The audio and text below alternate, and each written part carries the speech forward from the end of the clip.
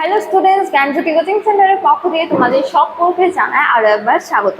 তো স্টুডেন্টস, আজকের ক্লাসে আমরা যে বিষয় নিয়ে আলোচনা করব তা হলো জাহাঙ্গীরনামা নিয়ে। তো মুঘল যুগের ইতিহাস রচনার জন্য একাধিক সাহিত্যিক উপাদান আমাদের সাহায্য করে। তার মধ্যে এক অন্যতম গুরুত্বপূর্ণ সাহিত্যিক উপাদান হলো জাহাঙ্গীরনামা। তো আজকে আমরা জাহাঙ্গীরনামা নিয়েই আলোচনা করব। তো আলোচনা শুরু করার পূর্বে তোমাদের বলে রাখি যে তোমরা যারা যারা SKBU বা সিধু কানু বিরসা ইউনিভার্সিটির অন্তর্গত 5th সেমিস্টারে রয়েছে, তোমাদের যাদের যাদের মেজর হিস্ট্রি রয়েছে তাদের পেপার 7-এর একটি গুরুত্বপূর্ণ টপিক নিয়ে আজকে আমরা আলোচনা করব।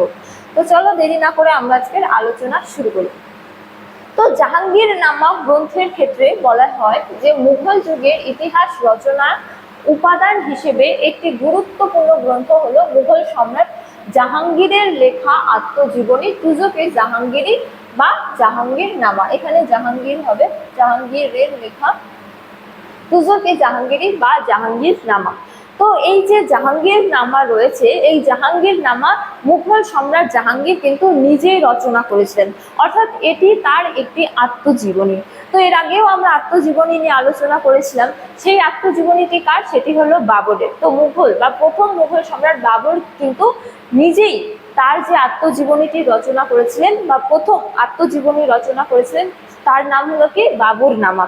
ঠিক আছে। তো বাবরের পর জাহাঙ্গীর বা বাবরের পর যে মুঘল সম্রাট আত্মজীবনী রচনা করেন তিনি হলেন জাহাঙ্গীর। ঠিক আছে। তো এটি অর্থাৎ তুজুক-ই জাহাঙ্গীরি বা তার যে আত্মজীবনী, তার আত্মজীবনীর নাম কি? তুজুক-ই জাহাঙ্গীরি বা জাহাঙ্গীরনামা। তো এটি তিনি নিজেই রচনা করেছিলেন। তো বলা হয়েছে যে ফার্সি ভাষায় রচিত এই গ্রন্থটি মুঘল রাজত্বকালের অমূল্য দলিল। তো এটি কোন ভাষায় রচিত? এটি ফার্সি ভাষায় রচিত বা ফরাসি ভাষায় রচিত। তো বলা হয়েছে যে জাহাঙ্গীরনামা গ্রন্থটি 2টি খণ্ডে রচিত। এই গ্রন্থে জাহাঙ্গীর তার রাজত্বকালের প্রথম 19 বছরের বিবরণ দিয়েছেন প্রথম খণ্ডে, এবং তিনি 1500, তো এখানে হবে 1621 খ্রিস্টাব্দে তার আত্মজীবনী লেখা বন্ধ করে মুতামিদ খানকে পরবর্তী লেখার দায়িত্ব দেন। তো জাহাঙ্গীর বা মুঘল সম্রাট জাহাঙ্গীর 1605 থেকে 1627 খ্রিস্টাব্দ পর্যন্ত কিন্তু রাজত্ব করেছিলেন। তো 1605 থেকে 1621 খ্রিস্টাব্দ পর্যন্ত যে ইতিহাস তা কিন্তু তিনি নিজেই রচনা করেছিলেন। তো এর পরবর্তীকালে তিনি যখন অসুস্থ হয়ে পড়েন তখন 1621 খ্রিস্টাব্দে এই গ্রন্থটিকে কমপ্লিট করার দায়িত্ব কাকে দিয়ে দেন? মুতামিদ খানকে দিয়ে দেন। অর্থাৎ 1605 থেকে 1621 খ্রিস্টাব্দ পর্যন্ত যে ইতিহাস তিনি নিজেই রচনা করেছেন, কিন্তু এর পরবর্তীকালের ঘটনাবলী বা তার রাজত্বকালের পরবর্তী ঘটনাবলী লিখেছেন মুতামিদ খান। ঠিক আছে। সুতরাং এই গ্রন্থটি 2টি খণ্ডে বিভক্ত। প্রথম খণ্ডটি মুঘল সম্রাট জাহাঙ্গীর নিজেই রচনা করেছিলেন এবং পরবর্তী খণ্ডটি মুতামিদ খান কিন্তু রচনা করেছিলেন তার অসুস্থতার কারণে।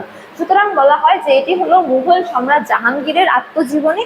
এবং এই যে জাহাঙ্গীরনামা, এই জাহাঙ্গীরনামার আরেকটি নাম কি? তুজুক-ই জাহাঙ্গীরি। ঠিক আছে। এবং মনে রাখতে হবে যে এটি তার আত্মজীবন, তিনি নিজে এই গ্রন্থটি রচনা করেছিলেন, অন্য কেউ রচনা করেনি। তো এরপরে আমরা আলোচনা করবো ঐতিহাসিক গুরুত্ব বা এই গ্রন্থ থেকে আমরা কি কি জানতে পারি।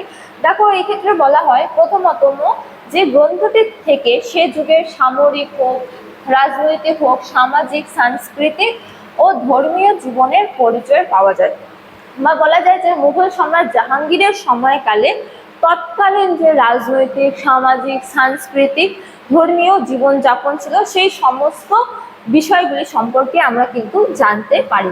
তারপরে দ্বিতীয় তমের ক্ষেত্রে বলা হয়েছে যে তুজুক-ই জাহাঙ্গীরি গ্রন্থে পশু পাখি, গাছপালা ইত্যাদি নানা দৈনন্দিন বিবরণও দেওয়া, বিবরণও জাহাঙ্গীর দিয়েছেন। অর্থাৎ সেই সময়কালের যে প্রাকৃতিক বিষয় তাও কিন্তু আমরা এই গ্রন্থ থেকে জানতে পারি। এরপরে রয়েছে তৃতীয় তমের ক্ষেত্রে যে জাহাঙ্গীর তার আত্মজীবনীতে রাজ্য সীমার বিষয়ক ঘটনাগুলির উল্লেখ করেছেন। অর্থাৎ তৎকালীন সময়ে যে রাজ্যের সীমানা ছিল সেই সমস্ত তথ্যগুলিও কিন্তু তিনি এখানে তুলে ধরেছেন।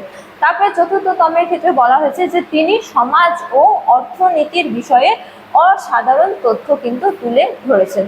তো সব মিলিয়ে বলা যায় যে এই গ্রন্থটি তৎকালীন সময়ের একাধিক বিষয় জানতে আমাদের কিন্তু সাহায্য করে।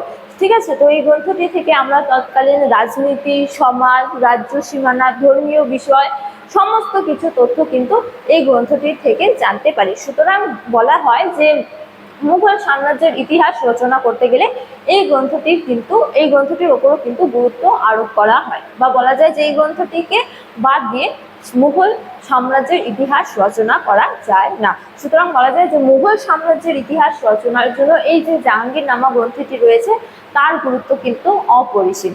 তো স্টুডেন্টস, এই ছিল আজকে আমার আলোচনার বিষয়। ক্লাসটি শেষ করার পূর্বে তোমাদের একটা গুরুত্বপূর্ণ ইনফরমেশন দিয়ে রাখি যে তোমরা যারা যারা ভাবছো তোমরা এই সেমিস্টারে আমাদের সাথে অনলাইনে যুক্ত হবে, ক্লাস করবে, তোমরা স্ক্রিনে দুটো নাম্বার দেখতে পাচ্ছ। এই দুটো নাম্বারের মধ্যে যে কোনো একটিতে যোগাযোগ করে তোমরা আমাদের সাথে যুক্ত হতে পারো। এছাড়া তোমরা যারা যারা 5th সেমিস্টারে রয়েছে তোমাদের কোর্স ফিটা বলে রাখি যে তোমাদের জন্য যে কোর্স ফিটা রাখা হয়েছে সেটা রাখা হয়েছে কেবলমাত্র 599 রুপিস। তো এই 599 রুপিস কেবলমাত্র একবার পে করার মাধ্যমে তোমরা কিন্তু সরাসরি আমাদের সাথে যুক্ত হয়ে যেতে পারো। তো স্টুডেন্টস, আজকের ক্লাস এতটাই। তোমাদের সাথে দেখা হবে পরবর্তী ক্লাসে। তখন তোমরা সকলেই ভালো থাকো, সুস্থ থাকো। Thank you.